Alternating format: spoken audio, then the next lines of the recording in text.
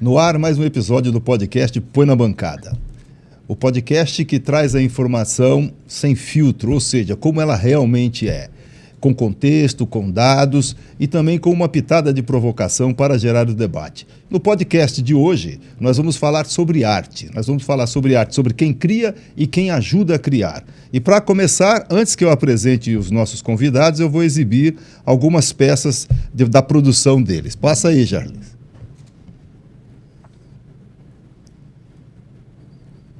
Essas são peças dos nossos artistas aqui. Pessoas que trabalham em Porto Velho e com expansão, com exposições até fora do Brasil. Ao longo do programa, eles vão falar um pouco sobre essas peças que estão sendo exibidas aqui. E para dar sequência ao nosso podcast, eu gostaria de iniciar apresentando dois artistas plásticos aqui do município de Porto Velho e que vão participar conosco conversando um pouco sobre a realidade da arte no nosso estado, sobre como eles chegaram nesse momento e também vamos conversar com o Padre Enzo, é um convidado especial que vai falar conosco diretamente da Itália sobre o papel que ele acredita que a arte tem no desenvolvimento das pessoas, especialmente dos jovens. E para começar o programa, eu estou aqui com o Bruno Souza, tá certo? E com o Flávio Dutica. Duas pessoas que eu conheço já há um bom tempo. Acho que o Dutica eu conheço há mais tempo. E também conheço o Bruno, mas eu conheci o Bruno quando ele era menino. Então depois a gente se afastou um pouco aí e com o tempo foi.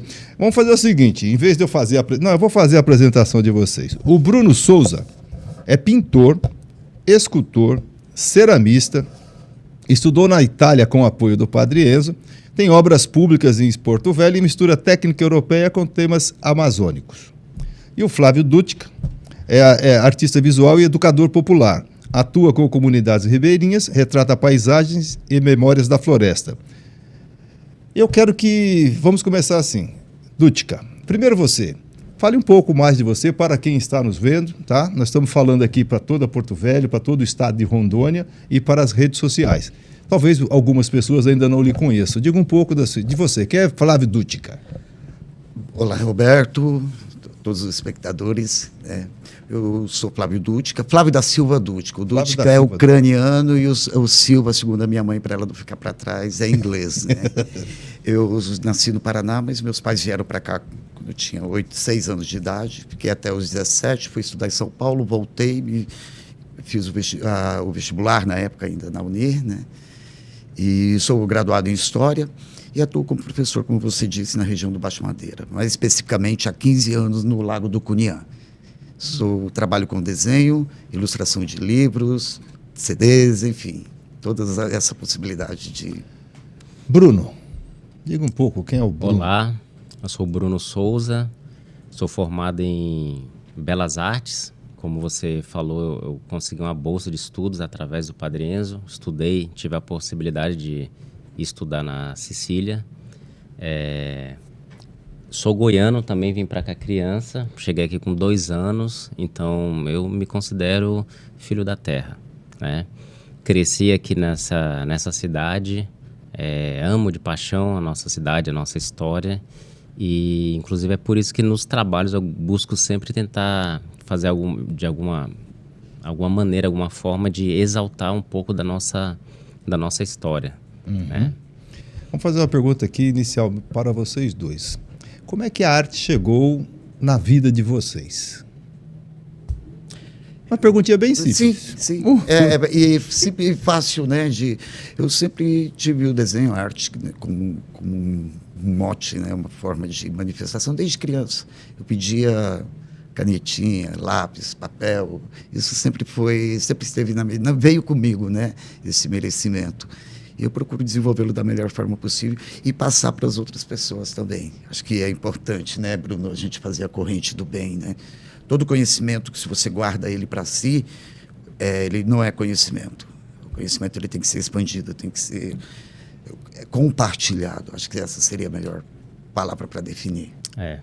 Como é que a arte chegou na tua vida, Bruno? Eu costumo dizer sempre que todo mundo tem...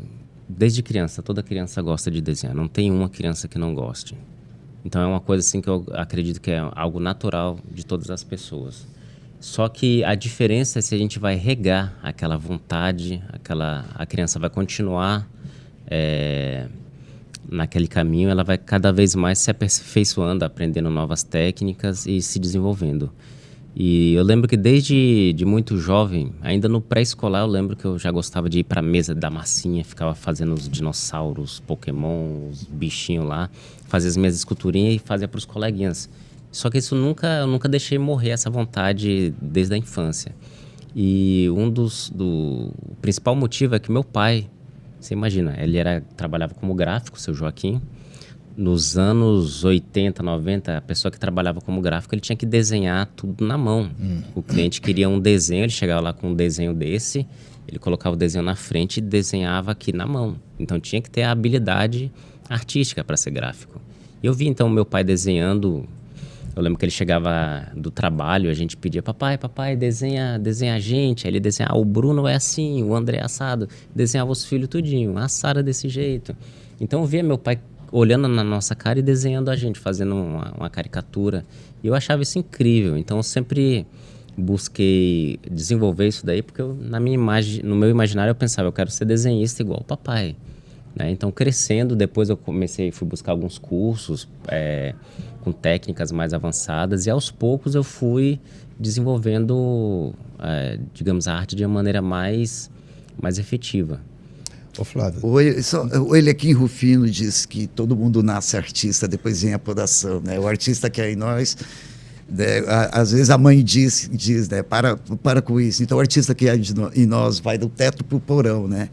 A diferença é você seguir, né? Você ter a oportunidade. Eu acho que o nosso trabalho como um artista, ele é feito também de oportunidade, de pessoas que têm a generosidade de dar oportunidade para essas crianças.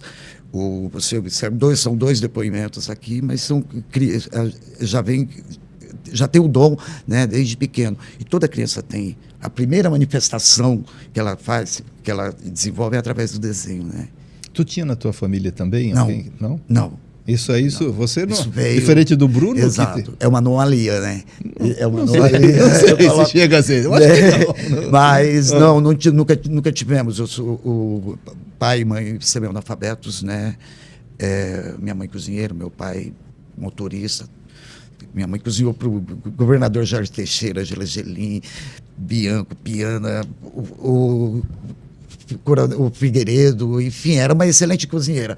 Mas a arte, ela sempre incentivou. Mas na família não existe nenhuma raiz, né? Nesse sentido. Então, quando vocês começaram a entender assim que essa vocação para a arte, quando começaram a fazer os trabalhos que vocês fazem, o que vocês queriam dizer para a sociedade com esses trabalhos? O que vocês pensavam? Ou não pensava nada? Vou só fazer por do aqui. Como é que vocês viam isso? Eu ainda lembro das minhas primeiras telas que eu fiz. Eu fiz o curso lá na escola de artes, justamente do Padre Enzo. Gostei muito do curso de pintura. E depois foi um curso rápido, algo que durou uns 3 meses. Assim que acabou o curso, eu fiquei na minha casa produzindo meus primeiros quadrinhos. Eram quadrinhos pequenos, do tamanho desses quadros que o Dutka trouxe. E eu lembro que eu não tinha dinheiro para comprar a tela. Na época da eleição, o que fazia? Os candidatos, eles mandavam cortar aqueles pedaços de MDF não, de compensado, igual botava a foto deles e pendurava nos postes da cidade toda. Eu passava nos postes, catando esse monte de... Isso era um material grátis para mim. Passava uma tinta por cima disso e fazia minhas primeiras telinhas. Então, as minhas primeiras telas foram desse jeito. Aí eu desenhava ali uma paisagem, um papagaio, a arara, e comecei a vender as primeiras telas. E eu lembro que nesse período eu olhava assim, por exemplo, uma figura humana, e eu dizia para mim mesmo, eu nunca vou conseguir desenhar um ser humano de maneira realista, porque eu não consigo. Só conseguia desenhar animais e paisagens. E comecei a vender minhas primeiras telas, só que depois eu fui me empolgando, fui cada vez tentando fazer técnicas mais elaboradas, e aos poucos eu vi que, na verdade, a gente não deve se limitar. Porque às vezes a gente acredita que você não consegue fazer algo naquele momento. Às vezes falta só uma ideia, uma técnica. E com o passar do tempo depois eu vi que Quando eu fui ver, eu já estava fazendo figuras humanas, né? Então, tudo é questão de técnica, né? Tudo a gente acaba melhorando, buscando conhecimento. A gente nunca sabe tudo. É o tempo, né? O tempo, exato. O tempo ele é capaz de dar esse aprimoramento ao longo, né, do desenvolvimento de técnica, do desenho, tudo isso. Comecei a desenhar, eu fazia Turma da Mônica, você não era nascida ainda. O Cebolinha, a Disney, o pessoal da Disney. E eu recolhia na madeira, né, também, como você disse, pedaços de compensado, mas era nas oficinas, nas marcenarias, lá em Ouro Preto do Oeste. Minha família veio, né, se radicou em Ouro Preto do Oeste. Então, eu ia sempre pedir esse material. Mas essa ideia... O interessante é o seguinte, que nessa época o acesso ao material não era tão fácil quanto nos dias de hoje. Exato. Mas o artista, ele sempre vai lá e dá um jeitinho de conseguir. O legal é que a primeira camada no compensado já estava gasto com a tinta, né? Aí só passa a segunda, já não tem tanto gasto com o material, né, na produção. Estou vendo aqui uma coisa muito similar na questão do início de vocês aí. Não tinha um apoio. Não tinha alguém, vai lá e faz. Me parece que é uma coisa mais inata, uma coisa de vocês mesmos, um desejo de vocês. Eu vejo isso como... Eu senti essa vontade, essa necessidade de produzir, de fazer pintura. E, como ele disse, o material era escasso. Por exemplo, eu não comecei pintando com tinta a óleo. Tinta a óleo era extremamente cara. Então, eu comprava comprava tinta guache, misturava com cola, depois eu vi que deu certo. O primeiro quadro que eu fiz na minha vida, ainda lembro, eu peguei as tintas de... Minha mãe fez um curso uma vez de pintura em tecido, eu peguei as tintas dela e fiz um desenho, fiz uma tela. Acrylex, aquela mesma. Também domina essa área. E gostei muito do que eu tinha produzido. Eu pensei, eu vou investir nisso. Aí quando eu conseguia vender um quadrinho por uma merrequinha lá, eu pegava o dinheiro e lá e comprava um material melhorzinho. E assim eu fui aprimorando até chegar ao nível de...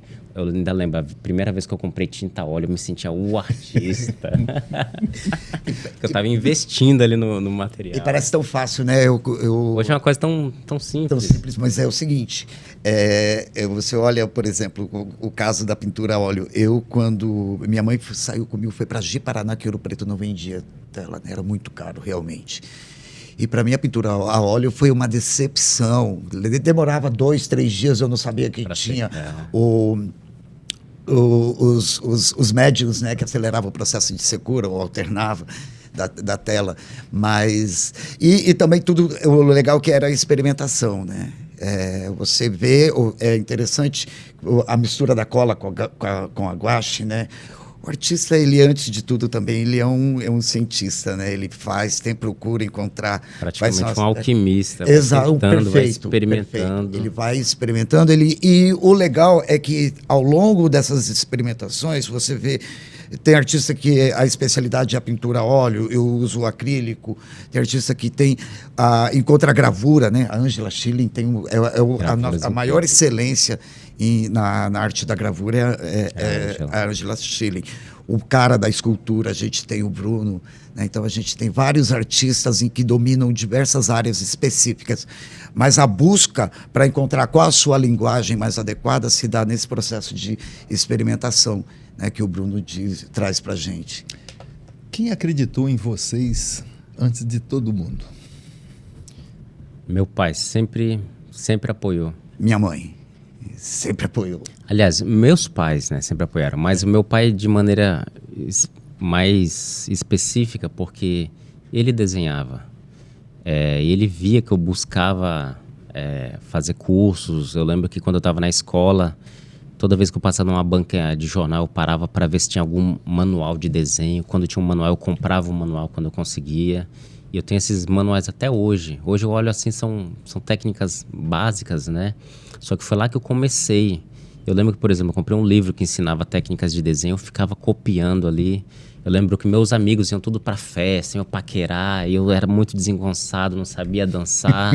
Eu preferia ficar em casa, me recolhia lá e vou tentar as técnicas de desenho. Então, assim, eu já me sentia muito bem com isso, buscando esse aperfeiçoamento compreender as medidas, para desenhar um rosto, tem todas uma série de medidas. Hoje, com a prática, você faz assim, sem nem pensar nas medidas que você está fazendo, porque você já treinou tanto ali que já está memorizado ali como deve e não deve fazer o desenho, né? O legal é, geralmente, quando a gente começa, a gente acha que já vai desenhar como Leonardo, Michelangelo. Exatamente. Né? E não é. Fica uma dica para quem está trabalhando, quem pensa em trabalhar com arte, nunca compare o seu trabalho com o trabalho de outro artista. Siga a sua intuição, o seu fazer, porque é a partir da sua prática que vai fazer com que você se depure, né? Se molde como um artista. Eram os livros daí de ouro, era que você usava de técnicas de desenho, Sim, pintura, isso né? mesmo. Então, era muito difícil, tinha que pedir pelo correio, tudo isso, né? Esses materiais. Mas eu tinha um vizinho, Romildo. A minha mãe comprava as telas, né? Ou então os desenhos, eu mostrava para ele comprava. E aí, com esse dinheirinho, eu ia lá e comprava mais. Então, o seu vizinho, Romildo... O Romildo, ele tem um acervo fantástico. Agora, para minha entrada no círculo de exposições como artista, foi a Rita Queiroz. Foi em 1990. Chegou uma obra minha nas mãos dela e ela falou, vamos dar uma oportunidade para esse menino. Eu tinha 16 anos. Hoje eu estou com 51. Né? Então, a primeira pessoa que olhou e falou, vale a pena seguir, foi a Rita. Eu tenho essa alegria, essa grande satisfação de ter sido cria dela. Né? Então, veja, o Dutti está falando que uma pessoa que abriu as portas para esse mundo foi a Rita Queiroz. Tá. No teu caso, Bruno, quem abriu as portas para você? Primeiramente, foi meu pai que incentivou. Depois, através do Padre Enzo. O Padre Enzo viu também que eu tinha talento, que eu tinha aptidão. Ele tinha escola de artes. Eu queria frequentar a escola de artes, só que na época que a escola de artes estava funcionando, a idade mínima para entrar na escola era 14 anos. E eu lembro que eu fiquei aguardando, ano que vem eu vou poder entrar. Aí eu tinha 13 anos, não podia me matricular. Quando eu completei 14 anos, a escola do Padre Enzo fechou as portas. Eu pensei, poxa, sem chance, né?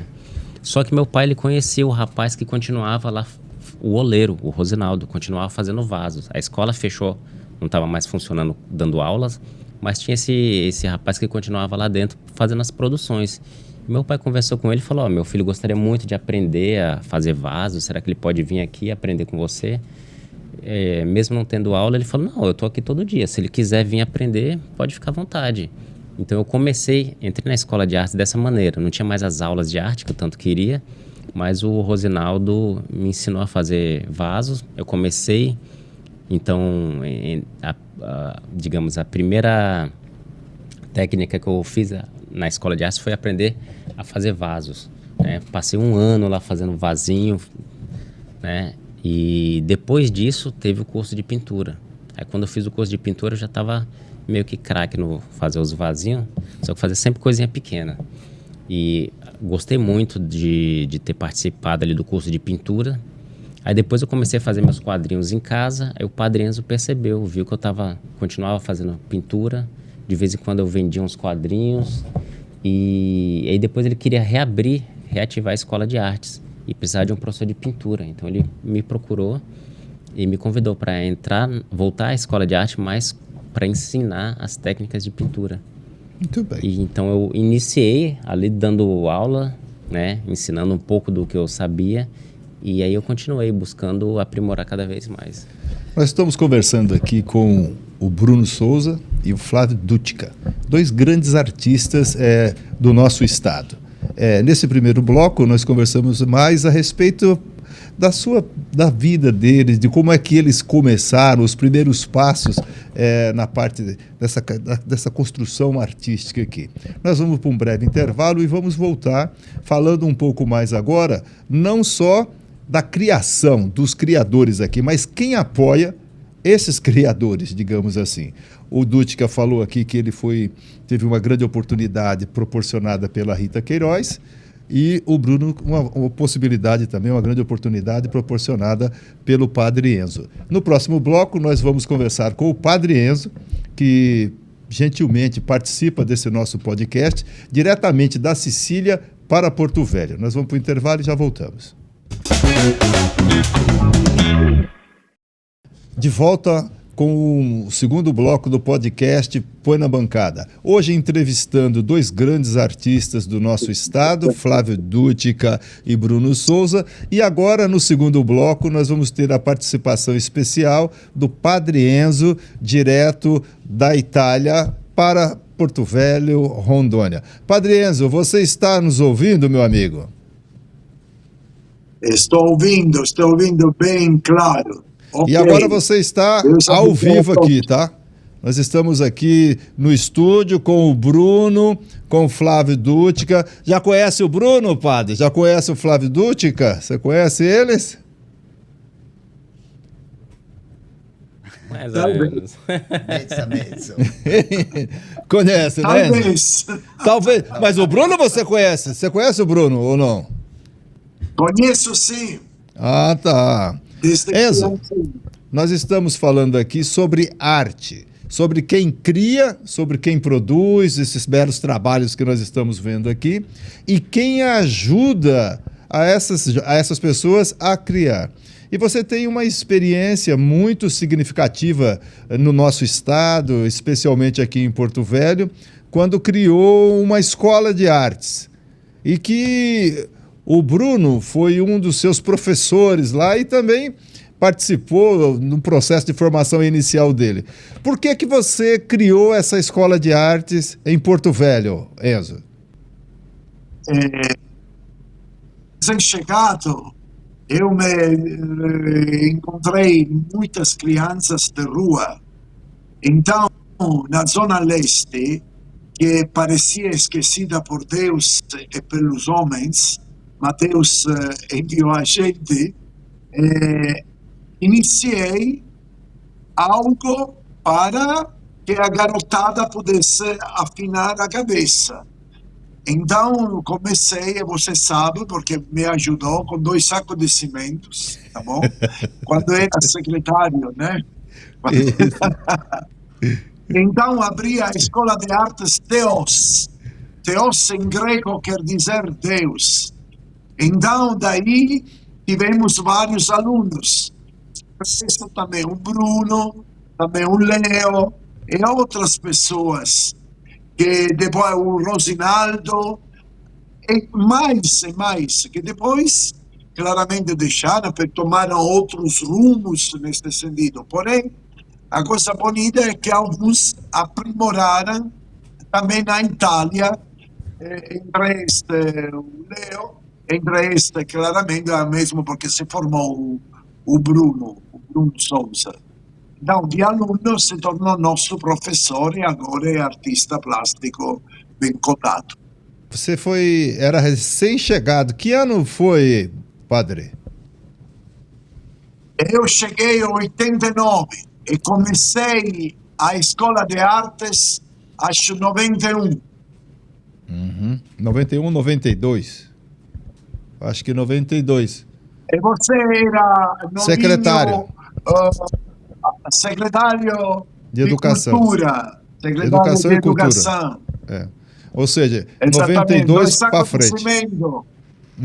E dei também o terreno lá de Madre Paulina, no Pantanal.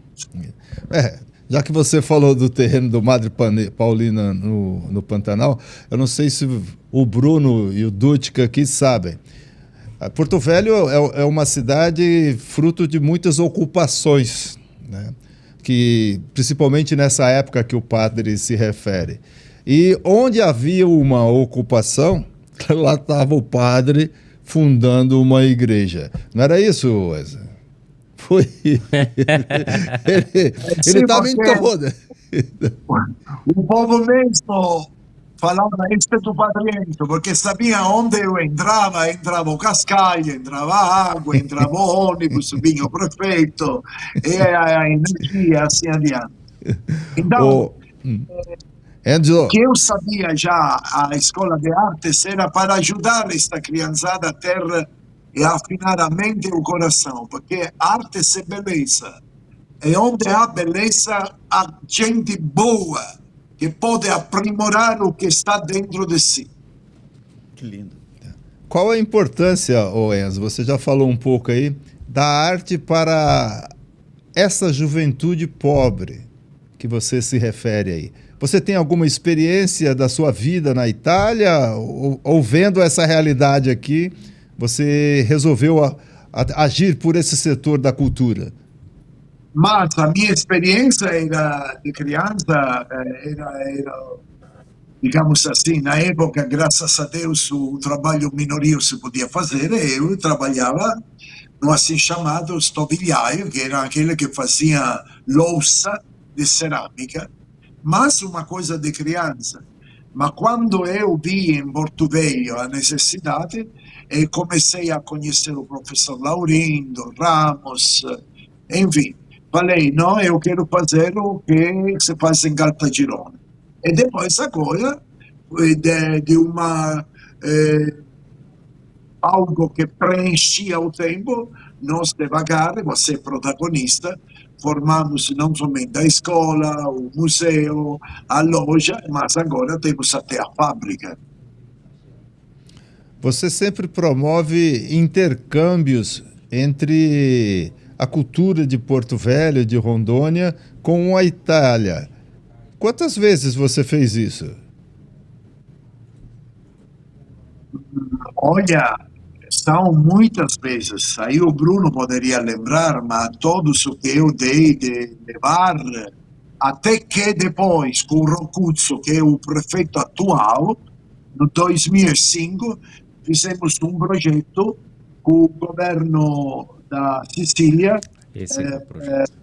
cultural, provincial. Mostra o quê? Tá vendo? Um livro, exatamente, Cerâmica Solidária. Isso. Mostra pra ele, Bruno, a foto. Olha a foto aqui. Lembra dessa foto? Rolou. Claro, éramos todos mais bonitos.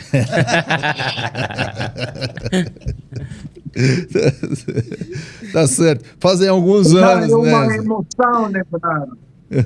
Aquela não é contos ou historinha. É história mesmo. É história mesmo. E mesmo que fosse só para o Bruno, para o Leo, para o Rosinaldo, valeu a pena. Tá feito. O que mais te marcou, Enzo, nesse período, nesse teu apoio a esses jovens para se trilhar esse caminho das artes? O que mais lhe chamou a atenção? O que mais lhe marcou quando você estava aqui? O que mais me marcou é que o povo pensava, e foi difícil que desse de entender, que nós não estávamos fazendo apenas artesanato. Para o povo, basta fazer coisas, ele chama artesanato. E não chama que o contrário é artes. Ele troca o que? A arte para artesanato. E fala, mas é a criança que fez isso. Não, a criança não sabe fazer, são artistas mesmo. Então, deu com dificuldade que eles se entendessem produzir artes para produzir economia. Atenção! É lá o assunto. Não é só a beleza fazer para fazer, mas para criar economia.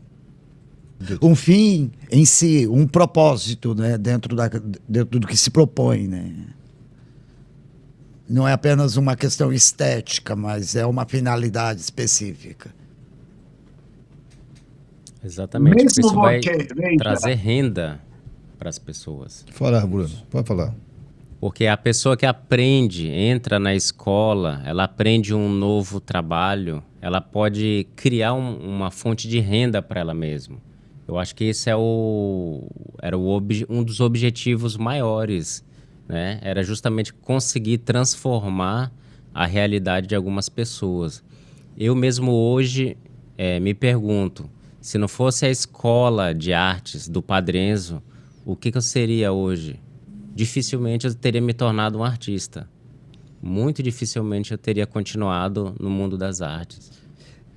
esse seria o papel social da arte, né? Ela tem esse propósito. Exatamente. Não somente o econômico, mas a arte ela tem uma função humanizadora, né? Ela humaniza o indivíduo. Ainda mais nos tempos de hoje, no tempo da brutalidade, né? Onde se vê a ignorância, a arte ela é a lamparina, né, nessa treva, nesse mundo em que a gente, mais especificamente nos dias de hoje, a gente se encontra.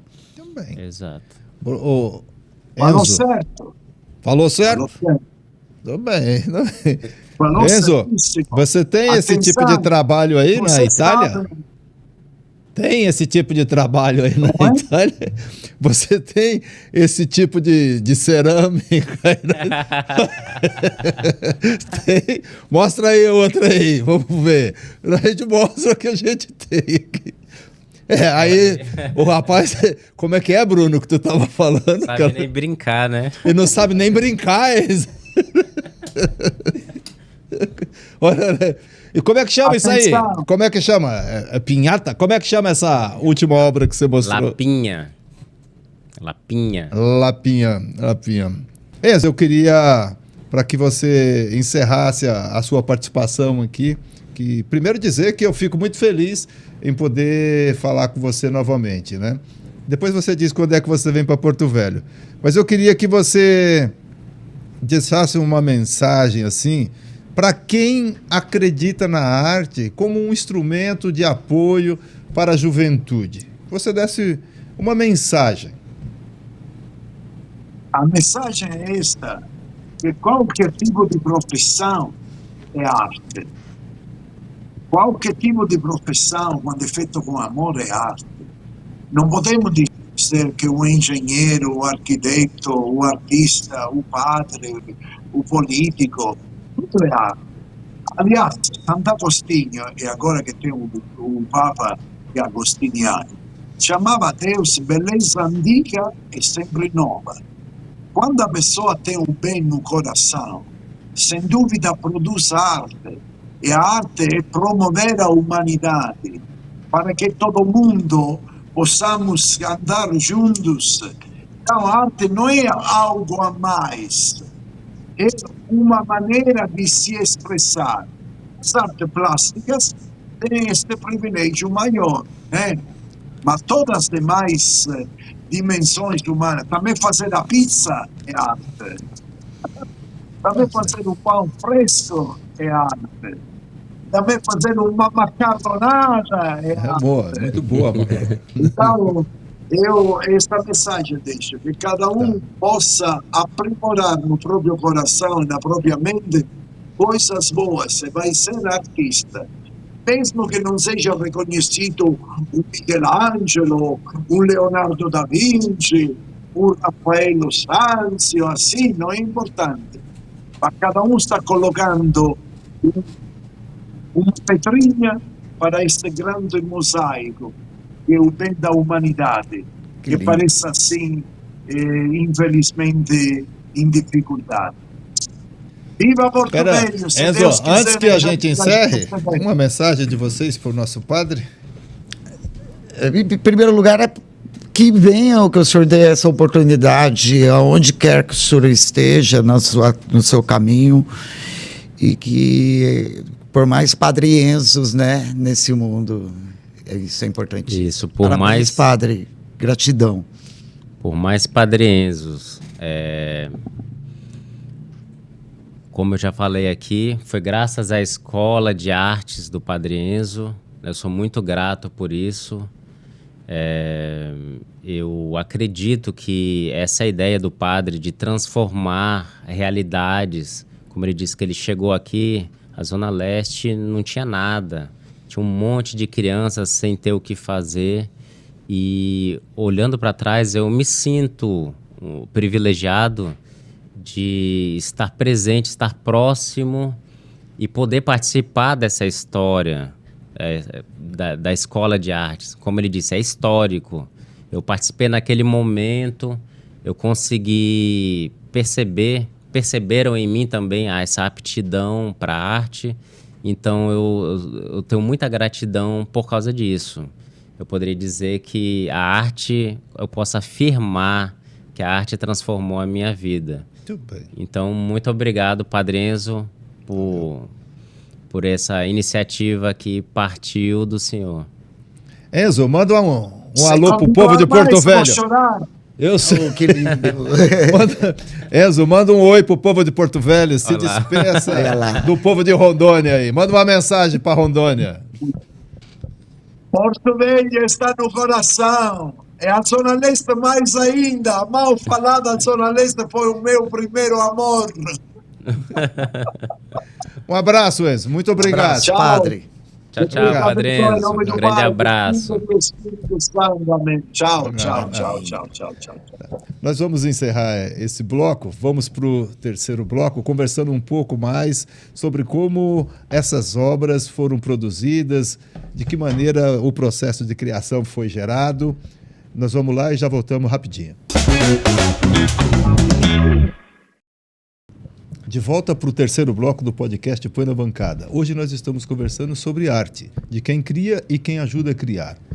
Com dois artistas importantes do nosso estado, o Flávio Dútica e o Bruno, e no bloco anterior tivemos a oportunidade de conversar com o Padre Enzo, diretamente da Itália, para o nosso podcast. E ele relatou a sua experiência quando da criação da Escola de Artes, lá na Zona Leste, na década de 80, no nosso município. E um dos artistas que participa do nosso podcast hoje teve a oportunidade de ampliar os seus conhecimentos lá na Escola de Artes do Padre Enzo. Eu, no intervalo, conversava aqui, o Dútica falava a respeito da Semana de Arte Moderna de 22. Eu queria saber o seguinte, vocês têm experiência internacional, você já fez exposição internacional, você já formação internacional. Isso contribuiu para a arte de vocês, essa experiência internacional? Vai lá. Com certeza. Com certeza. Foi fundamental, porque, na verdade, isso fez com que eu ampliasse o meu entendimento, a minha visão do que é arte. Antes de sair daqui, eu tinha uma ideia.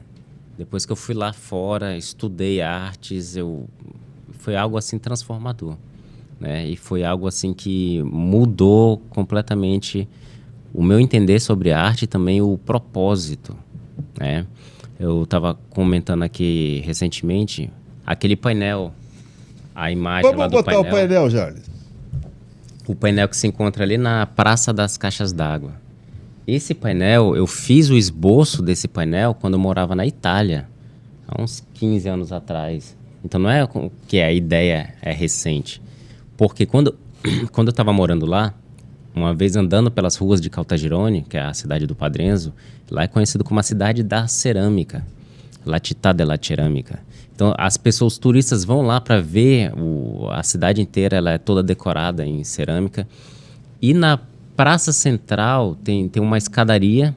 Quando você chega lá em cima dessa escadaria, fizeram um painel que retrata um momento histórico ali da cidade. Teve uma batalha alguns séculos atrás e a cidade foi vitoriosa. Eu lembro que eu estava na frente desse painel observando ele e pensei, poxa, eu podia voltar para Porto Velho e fazer algo parecido para colocar lá em Porto Velho. Por que não? Se a gente conseguir todo o material, eu consigo fazer. Foi a primeira vez que eu pensei em, de fato, botar em prática um monumento público. Outra coisa que me marcou bastante, na cidade que eu morava, na cidade de Catânia, eu lembro que tinha uma fonte. Era uma fonte que tinha um grupo escultórico ali que representava ali não me lembro agora qual era o deus que estava raptando Proserpina, da mitologia. E eu lembro que eu cheguei a ir lá desenhar ao vivo, né? Porque tinha as aulas de desenho, você tinha que produzir desenhos e apresentar para o professor. E eu fui nessa fonte porque eu adorava aquela fonte, achava ela linda. E depois de alguns anos morando na cidade, alguém comentou comigo que aquilo ali não era mármore, aquilo era feito de cimento. E aí eu pensei, cara, se isso é feito de cimento, eu podia voltar para Porto Velho também e fazer alguma coisa de cimento. Que cimento, material básico, a gente tem. A gente não vai ter o mármore de Carrara à disposição, mas cimento é fácil de conseguir. E aí eu comecei realmente a pensar, de fato, em botar em prática alguma coisa na cidade. A minha ideia, então, quando eu voltei com essa mente, com essa nova visão, eu voltei com o propósito de tentar transformar a capital, a nossa cidade. Mostrar para as pessoas que a arte tem um peso. Que não é só o quadrinho que você vai pendurar ali na cozinha, mas que é muito além disso. Então a minha ideia foi essa, tentar transformar aqui o meio com aquilo que eu conseguia fazer.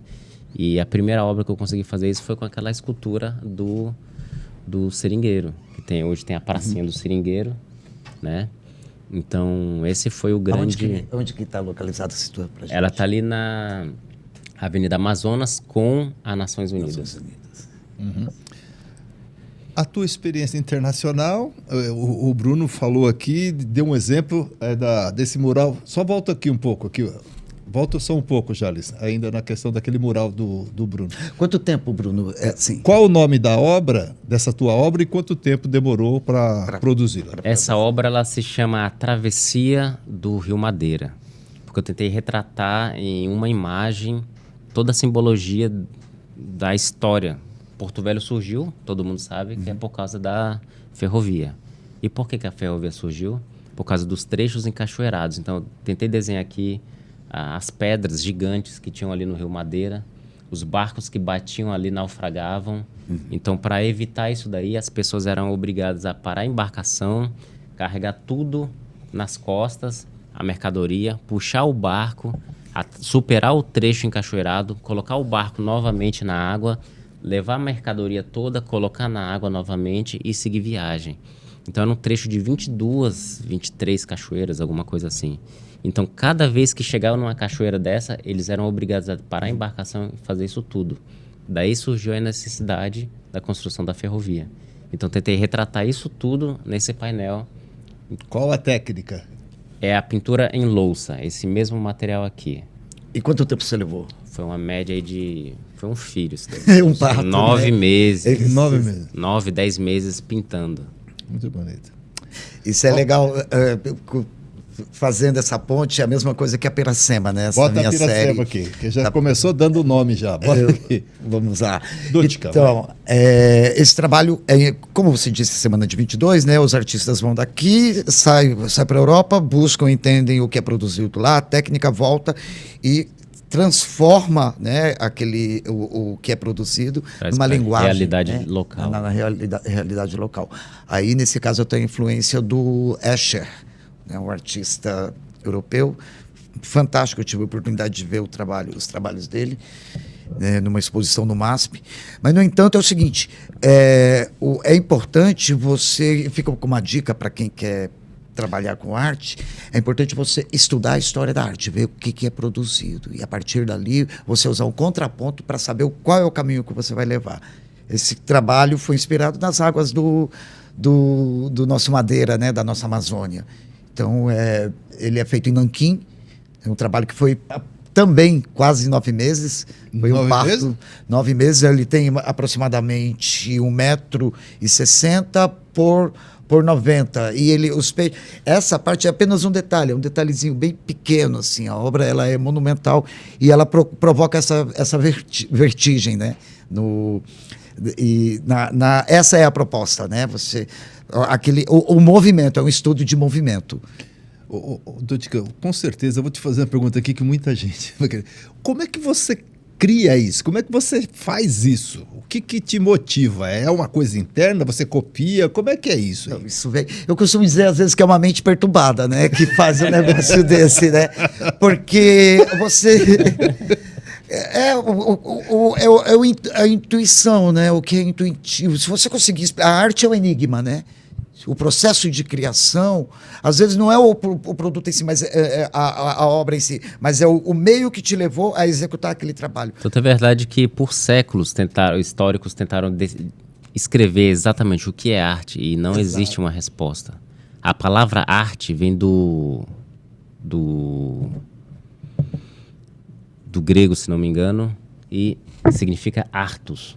Tudo aquilo que é produzido pelas pessoas antigamente era vista como arte. Hoje nós mudamos um pouco o conceito, mas como o padre falou, qualquer coisa que você vai fazer com com garra, com vontade, você está produzindo arte. Você está produzindo arte. E até o padre falou uma coisa interessante, que é a diferença entre arte e artesanato. Cara, não existe. O que existe é um grupo especificamente que vai chegar e vai falar: isso aqui é arte, isso aqui não é arte. Não. Existem artistas e existe a arte. Pronto, isso que é o fundamental. Se você colocar o trabalho produzido por um artesão como um trabalho de uma equivalência inferior, você está sendo reacionário, não faz sentido nenhum. Né? Isso é mais sobre a apropriação de um discurso elitista do que propriamente uma ideia sobre qual é o propósito da arte. O que você espera quando alguém olha para a sua obra? Qual é a emoção que você... O que você pensa? Exatamente provocar essa ideia. Da onde que foi que saiu? Né? De que maneira que essa obra foi feita? Quanto tempo? Uma coisa que é muito questionada é quanto tempo você leva para poder produzir um quadro. Isso não é. Por exemplo, para eu fazer essa tela, eu levei 51 anos. Qual? Essa. Né? Vamos colocar aqui. Bota aqui. É um entardecer, eu me inspiro... Eu me inspiro no baixo madeira. Eu vou buscar a linguagem daquilo do mundo que me pertence para poder transformar isso em forma de arte. Se você quiser ser universal, você fala da sua tribo, da sua aldeia, do seu grupo. Aí sim. Né? Não tem sentido eu produzir um trabalho inspirado lá no Azerbaijão. Né? Vai ter sentido se eu falar daquilo que é meu. E você vai entender isso na medida que você vai desenvolvendo a sua pesquisa. Eu tive a oportunidade de conhecer um artista que faleceu recentemente, o Franz Krajicberg. Ele, para mim, era o meu John Lennon. Foi o Beto Bertagen que me apresentou ele. Ele me disse o seguinte: eu estava fazendo um quadro inspirado no baixo madeira, e ele falou: segue esse caminho. O caminho do futuro é esse, é você fale sobre a natureza. Quer um engajamento maior? As suas obras? É totalmente inspirada no baixo madeira. Mas quer um discurso social, político, né? Porque tudo envolve a questão política. Você falar sobre a Amazônia, se você pinta um quadro, né, um lago ou uma floresta, pode ser uma floresta verde ou em chamas, você já está colocando ali a importância do que está sendo representado para a sociedade. A arte pode não ter o poder de mudar o mundo, mas ela tem o poder de transformar as pessoas que têm o poder de mudar o mundo. Muito bem. Exatamente. Nós estamos chegando ao final do nosso programa. Poxa. Passou rápido. Não deu nem tempo de ficar nervoso. Eu quero agradecer imensamente a participação de vocês. Sem dúvida nenhuma, espero que quem está nos assistindo também aprecie esse debate sobre a arte, sobre quem produz, sobre quem cria e quem apoia.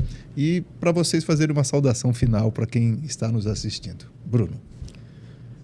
Inicialmente, antes de mais nada, eu agradeço pela oportunidade. Né? Quero até aproveitar e deixar isso aqui como um presente, uma lembrança desse nosso encontro. E uma mensagem que eu gostaria de deixar é para aquelas pessoas que querem começar, que querem fazer arte, que estão no começo. E eu sempre falei para todos os alunos que eu já tive, é que a gente não deve duvidar das nossas capacidades. Se você voltasse lá em 1900, não sei quanto, lá e encontrasse o Bruno, você ia encontrar um jovem que tinha vontade de fazer arte, de fazer desenhos, fazer pinturas, só que eu duvidava das minhas capacidades. Se alguém falasse, um dia você vai fazer monumentos gigantes, eu seria o primeiro a dizer que eu não tenho essa capacidade. Porque assim, hoje talvez você não consiga, você esteja limitado pela questão da técnica, mas com o tempo você vai desenvolvendo. Então assim, acredite no seu potencial. Hoje você não consegue, mas futuramente você pode muito bem desenvolver isso daí. Então, e assim, o mundo é muito louco. Às vezes você não sabe, não faz nem ideia das oportunidades que ainda virão aparecer na sua vida. Então, acredite no seu potencial. Jacques Kerouac diz do seu livro Na Estrada, né, On the Road, que em algum lugar na sua trilha, uma pérola lhe será ofertada, né? Se você tem o seu sonho, como diz o Bruno, vai lá. Tem que correr atrás. Busque, se inspire em todos os nãos que você ganhou. Não. Vai lá e persista. Siga o teu caminho. Não precisa ser só no campo da arte. Vai lá e faz. Porque se tem alguém que pode ter a possibilidade, a capacidade de realizar e salvar o seu sonho, é somente você. Isso é verdade. Tá nas suas mãos. Vai, acredita. E se tem a dificuldade... Eu tive dificuldade, teve tempo que eu não tinha sequer uma folha de papel para pintar, né? Eu tive pessoas que me deram essa oportunidade. E uma hora, a vida é feita de você criar as oportunidades, de você criar as condições. É legal isso daí. Né? Por exemplo, muitas vezes as pessoas pensam, alguém foi lá na minha casa, bateu na porta e perguntou, tu quer ir estudar na Itália? É muito fácil, né? E não foi desse jeito. E eu lembro que eu olhava ali e eu não me sentia especial. Não é que eu acreditava que eu ia me tornar um grande artista, reconhecido, nada disso. Eu estava ali porque eu gostava mesmo, queria participar. Então, assim, aos poucos você vai subindo um degrauzinho, depois o outro... E quando você vai ver, você está já buscando novos conhecimentos. É intuitivo, né, Bruno? Exatamente. É intuitivo. Você segue, você não gera uma expectativa em cima daquilo que você pensa. Você vai porque é aquilo que te satisfaz, te faz. Né?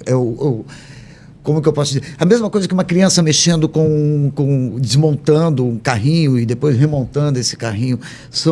É o ato em si, não é o propósito. Não é depois que para você ver, teve esse projeto social. Vieram alguns artistas da cidade do Padre, vieram para cá, ensinaram para a gente como fazer esse tipo de decoração, como trabalhar com esse material, com essa louça. E o projeto inicialmente era só isso. A gente foi fazer a exposição desse material depois em Brasília. Depois que eles vieram aqui, surgiu uma oportunidade. Vamos levar 2 jovens daqui para ir lá na Sicília e ver lá como o pessoal trabalha lá. E aí surgiu essa oportunidade. Me convidaram para mim ser um desses jovens, né? Eu me dediquei aqui, viram que eu tinha aptidão, tinha talento, gostava da coisa. E aí me convidaram para ir participar e fazer esse curso. Foi uma experiência de 3 meses lá na Itália. E assim, para mim foi transformador. O que eu acho depois? Você fez 3 meses, depois você... Depois voltei para cá para ensinar o que eu aprendi lá na Itália. Aí a gente fez o curso de pintura em cerâmica e fizemos uma produção desse material, dessa cerâmica feita aqui em Porto Velho. Eu fui essa primeira vez com o Padre Enzo, passei 3 meses. Durante essa estadia na Itália, passei uma vez com o Fábio Rocuzzo, aqui, que hoje é o prefeito da cidade. Ele levou a gente para dar uma volta na cidade de Catânia, que é onde eu estudei, e por acaso tinha um tráfego terrível, o trânsito lento, e a gente passou bem na frente da Academia de Belas Artes de Catânia. E eu lembro que aquilo me marcou, e foi a primeira vez que eu pensei em estudar na Itália. Aí eu pensei, poxa, quando eu voltar para o Brasil, eu vou tentar ganhar uma bolsa. Aí eu fui atrás de perguntar como fazer para ganhar uma bolsa, como funciona uma bolsa.